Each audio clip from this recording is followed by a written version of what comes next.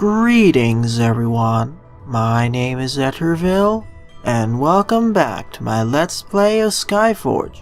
During the last part, I completed some side quests and upgraded my character. In this side part, I'll be completing the Darnic Village squad adventure. This would have been in part 25, but that's already around 30 minutes long, so this will be labeled part 24.5. Let's listen to what Argus has to say about this mission. These people tried to save themselves, but of course, there were no immortals nearby, as usual. Yes, these were probably their last words. The mission blurb is that we received a distress signal from this village on the Dawn Plateau, but the message abruptly ended. They were clearly under attack, but from what is unclear. Scouting out the land and playing it by ear is a worthy task for an immortal, so we're answering the call. And of course, the loading screen spoiled who it's going to be. It's the Reapers of Death. They basically murdered everyone in this village. So it's time to basically eliminate the Reapers of Death and prevent them from destroying another village. And as the loading screen said, it can be quite hard to find where the Verd burrows are, even with modern technology. So that kind of explains how they're able to sneak past a lot of our defenses. So our first Verds that will be greeting us are Verd trackers, basically trash mobs, take them out easily. Yeah, the world of Skyforge is currently kind of in a cataclysmic state, as the people of Alien are basically at war against the Reapers of Death, the Mantides, aka Insect, the Sea Armies, the Mechanoids, the Foreignotides. You may have noticed there was an Foreignoid, or however you pronounce it, invasion. Basically plants. Not to mention there's also elementals. So yeah, the people of Alien are at war from many different sides, and all are basically antagonistic towards each other. No wonder we're focusing so much on getting immortals to actually save the day. Even then, we're going to take a lot of sacrifices.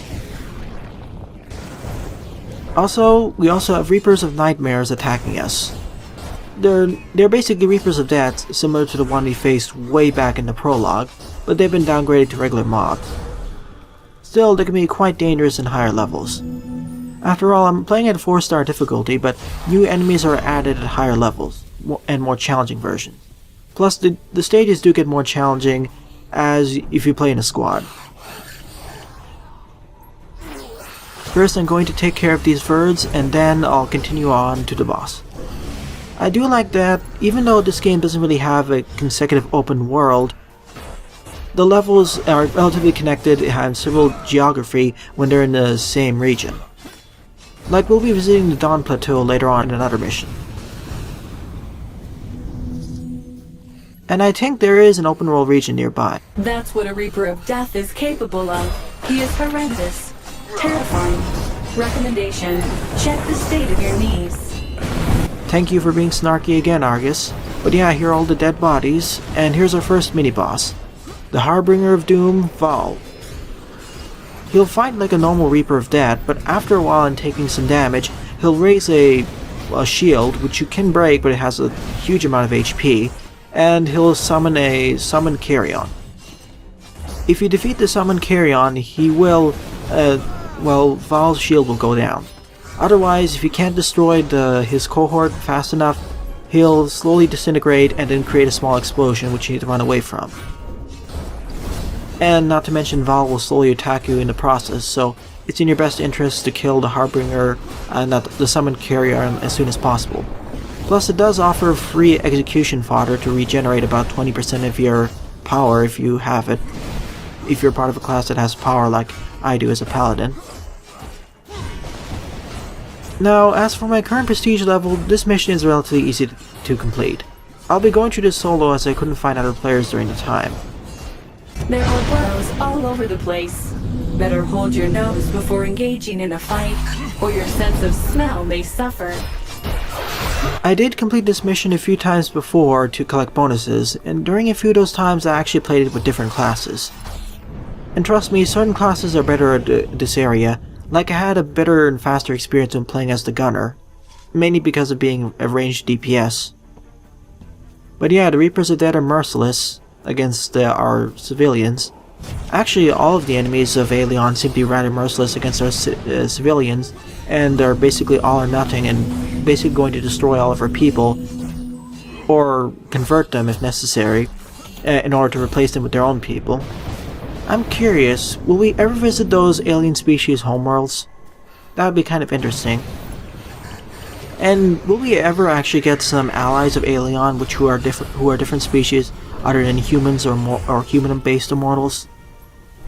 It seems kind of lonely and dark to have only one, and it would increase death if we actually had other races who are neutral or allied towards us. Or we have friendly denizens of hostile races or neutral one. I mean, we already have enemies or traders of Alien, so I'd like to see traders of other races or species.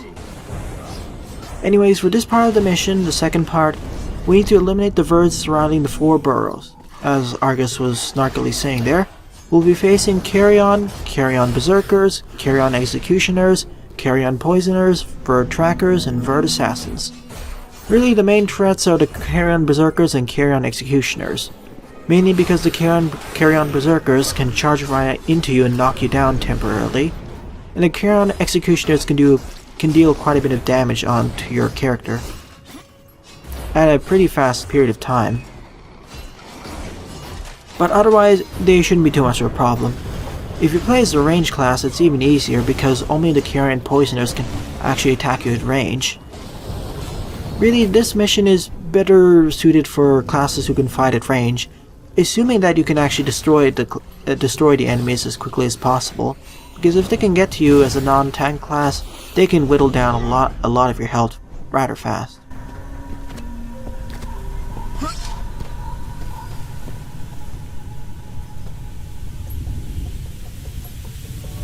Just one last quick look, and I'll be moving on to the boss. Of course, I'm going to use my R ability to do sneak attack. Anyway, the boss of this stage is the Verd Pack leader, Chachir Hallstomp. Really, his own main thing that makes him dangerous, especially at higher levels, isn't really his main attacks. Well, sure, his main attacks are quite dangerous if you're underleveled. It's his, well, stomp attack as you see over there. When he stomps the ground, unless you have an ability like Aegis the Light, which makes you immune to being knocked around, it will basically knock you into the air. Strangely enough, you can move around while in the air, as you noticed me dashing right in midair for some reason. However, his stomp attack has a star-shaped pattern, so if you walk around just at the right time, as you may have noticed there, or as I almost got there, you can avoid the attack pretty easily. It gets a lot more confusing or difficult on the hard mode version of this fight, or with the squad members, because he may target someone else. And of course, after a certain period of time, he'll get enraged and start attacking in Berserk mode. In that case, you should run away and wait for him to stop attacking, unless you want to do a speedier version like I am. And my apologies, he has an X-shaped pattern, not a star shape. And there we have it. The denizens of Darnic Village have been avenged, and this place has been cleared of the Reapers of Death.